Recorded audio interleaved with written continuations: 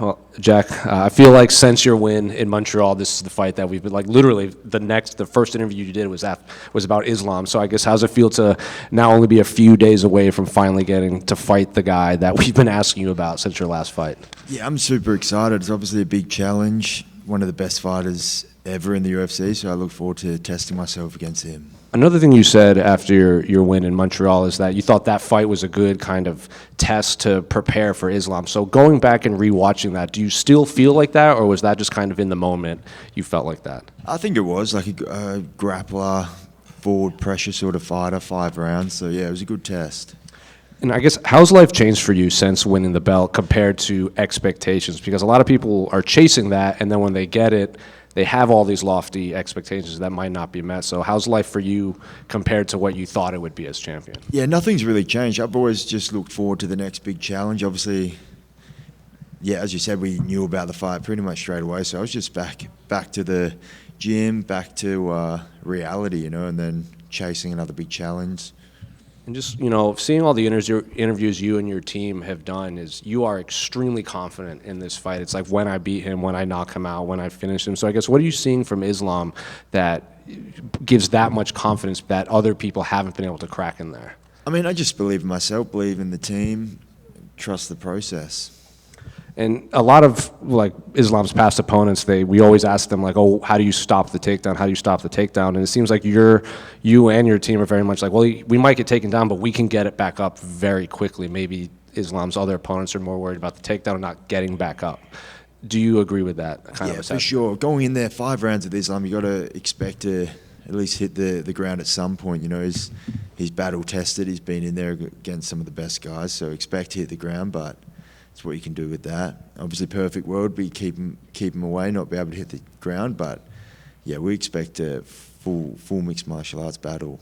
We've also heard that narrative that Islam kind of slows down in the later rounds. Do you think that's kind of a fair assessment, given he did finish Dustin late in the fight and he did go 5 rounds with Volkanovski? Yeah, for sure. I mean, everyone sort of slows down in 5 rounds, so yeah, we'll trust the game and we'll slow him down. When do we get the just keep pinging the cunt shirts? They're out. Yeah. Can we get them in America, though? Yeah, I'm sure you can. Appreciate you. Jack Rea, when Islam decided to move up in the division, he said he looked at the whole division and he didn't see anybody, didn't give him a tough fight. What's your response to that? I mean, we'll see. I think, yeah, I've got the skills. I think everyone can give people tough fights. I think if he's not expecting a tough fight, he'll be in for a rude awakening. A lot of people are taking you to win. A lot of the assessments I hear, a lot of people say that the reason why you're going to win is what you did to Bilal. They said that Bilal fights very similar to Islam. Obviously, they've trained together. Do you think that's a fair assessment? I think it's a different matchup. I think some things Bilal does better than Islam, and there's a lot of things that Islam does better than Bilal. So, yeah, we're expecting a tough fight. Obviously, you've talked to Alex Volkanovski, you're close. I'm assuming he's giving you some tips and everything. Obviously, his first fight was extremely close. A lot of people thought he won. Obviously, without giving away a game plan, is anything that he said particular stood out to you? No, I mean, we spoke in depth, about went into depth about what Islam's strong at, things he maybe he didn't expect in the fight that he was good at. So, yeah, we came together with the team and sussed out a good game plan. He was just asked Islam, after he fights you, if he wins, who does he want to defend the belt against? He mentioned Kamaru Usman. Obviously, this card is loaded with other welterweights. If you had a choice, who would you pick? I mean, it just depends. I guess it sort of depends how the next few weeks play out. Obviously, yeah, I think after the next 14 days, the top 5 will look a lot different. So we'll see who prevails with the cleanest performance. And my last question, obviously, you're here, Madison Square Garden, doesn't get bigger than that. You're going against, superstar in Islam Makhachev. A lot of people believe he's the pound-for-pound best. You beat him. I mean, what's better than that? How can you top that? Yeah, I know. It's a big challenge in a pretty iconic spot. So, yeah, I'm pretty excited to go out there and leave some of myself in MSG. Jack, over here to your right.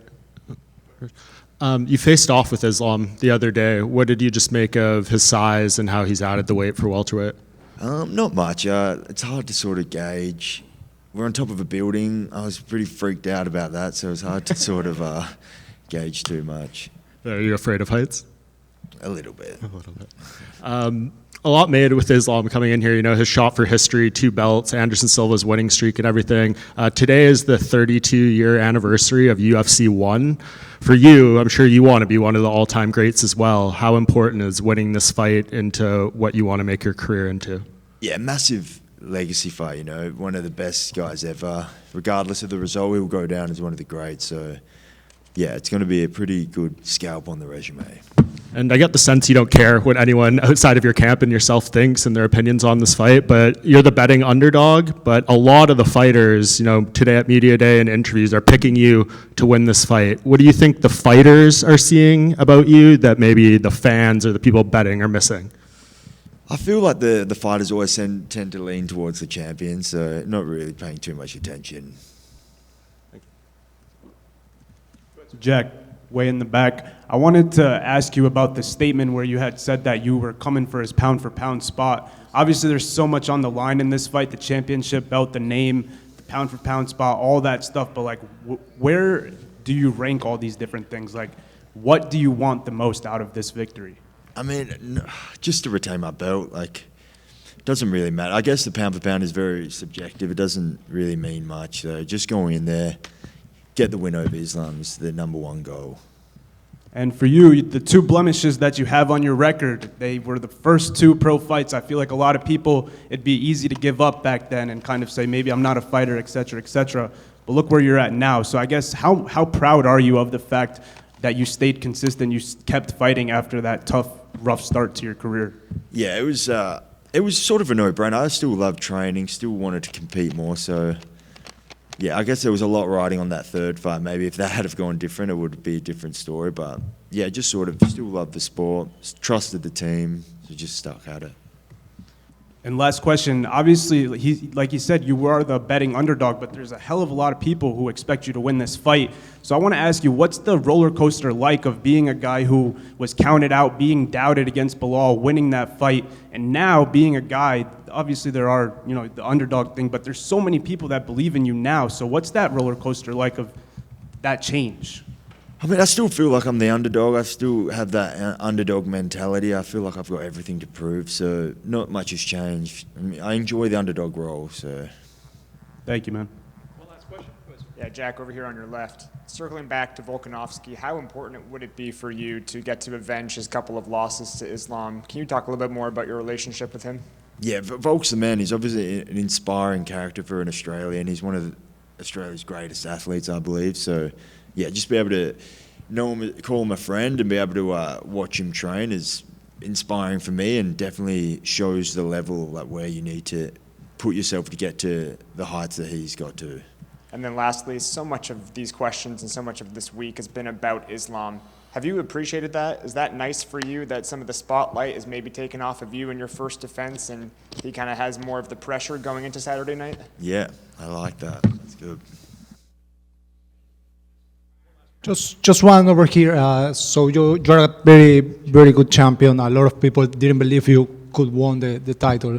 You want to win this fight, whatever happens. I wanted to ask you about the other welter guys, because this week and the other one is like, seems that the best guy will be the next. We are from Ecuador. I wanted to know, what do you think about Michael Morales, and just if you see him as a potential number 1? Yeah, for sure. He's a big, strong, powerful guy, so you got to respect that. And yeah, I expect him to definitely be. Yeah, it'll be an interesting fight, him and Brady. It's an interesting one. We'll see what happens. Thank you so much.